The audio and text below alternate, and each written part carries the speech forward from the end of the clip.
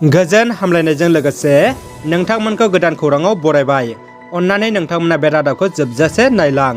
लोगोसे भिडिअखौ like, comment, share आरो चेनेलाव गोदानै फैदोंब्ला साबस्क्राइब खालामनो गुरै खावलायबाय।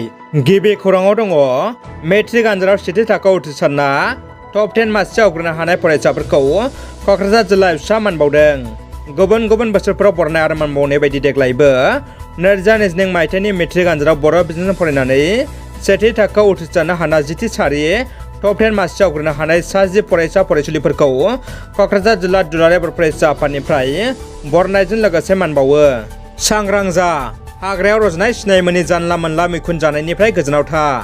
बिस गोनां मैखुन जाफ्लांनानै सासे सुबुङा आरोबाव खैफोदाव जानांदों। हुस गैयै थासारि। जाथाया बिश्वनाथ जिल्लायाव थांनाय मोनाबिलिनि समाव निरद बसुमतारी मुंनि सासे सुबुङा बिस गोनां मैखुन जाफ्लांनानै हरखाबै देहायाव हुस गैयै जादों। हुस गैयै जानाय निरद बसुमतारीखौ इटानगरनि आर.के. मिसन हस्पिटालाव लांदोंमोन।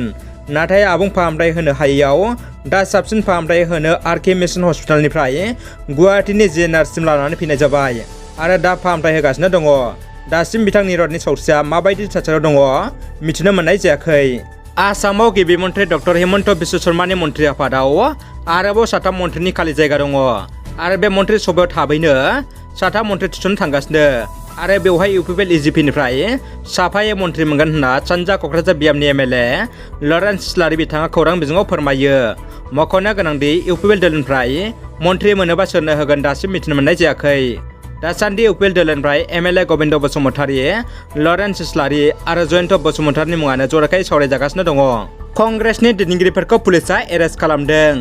कंग्रेसनि दैदेनगिरि एमपि राहुल गान्धी, गौरव गगৈ, राजस्थाननि गिबि मन्थ्रि अशोक, एमपि मुकुल आरो गोबां दैदेनगिरिफोरखौ पुलिसआ एरेस्ट खालामदों होनना खौरां मोन्दों। मख'नो गोनांदि राहुल गान्धी, गौरव गगৈ बिथांमोनहा हरसिगावनो थाबायनाय समावनो पुलिसआ कंग्रेसनि गाहाय मावख' बिथांमोनखौ हमो। तिनसुकिया रेल बिफाननि हायाव आयेननि बेरेखायै दखल खालामना गंसे जौबासो लुनाय न'फोरखौ होस्रांदों।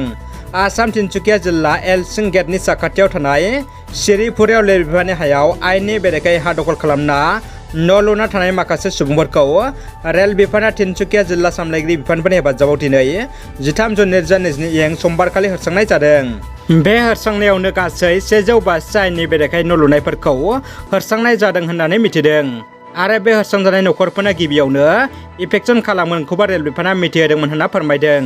तिनसुकिया रेभिनिउ सार्केलनि सार्केल अफिसार चिन्मय पाठकआ खौरांगिरिनि सिगाङाव मिथिहोदों दि रेल बिफाननि हायाव थाबैनो रेल लामाखौ बानायनाय जासिगोन। बेनिखायनो रेल बिफाननि हायाव जाय आयेननि बेरेखायै हा दखल खालामना दं बेसोरखौ जों होस्रांगासिनो आरो बेयो सोलिगासिनो। रेल बिफान आरो जिल्ला सामलायगिरि बिफानफ्रा बेखौ जथायै मावफुंगासिनो दङ। लोगोसे सानै गुन गोनां मेजिस्ट्रेटफोरखौबो आयेननि माखासे नेम निथिखौ बेनि सायाव सामलायनो थाखायबो जिल्ला सामलायगिरिया मिथिहोखानाय जाबाय होननानै फोरमायदों। दानिया फैदो जोबथा खौराङाव। कभिड-19 जौसानि सन्देह जादों। कंग्रेस मिरु आफादगिरि सनिया गान्धीआ मैया दिल्लीनि सार गंगाराम हस्पिटालाव थिसनदों। कंग्रेसनि आफादगिरि सनिया गान्धीखौ कंग्रेसनि मिरु बुंथिगिरि नन्ददीप सिंह सुरजेवालाया कंग्रेसनि आफादगिरि सनिया गान्धीखौ गंगाराम हस्पिटालाव थिसनदों होननानै फोसावदों। बिथां गान्धीखौ मोजाङै दङ होनना खौरां मोननाय जादों। खौरां मोननाय बायदिब्ला सनिया गान्धीनि फिसाजो प्रियंका गान्धीआबो कभिडजों सन्देह जानानै आइसोलेसनाव दङ। रादाबा एसेनोसै लोगोफोर।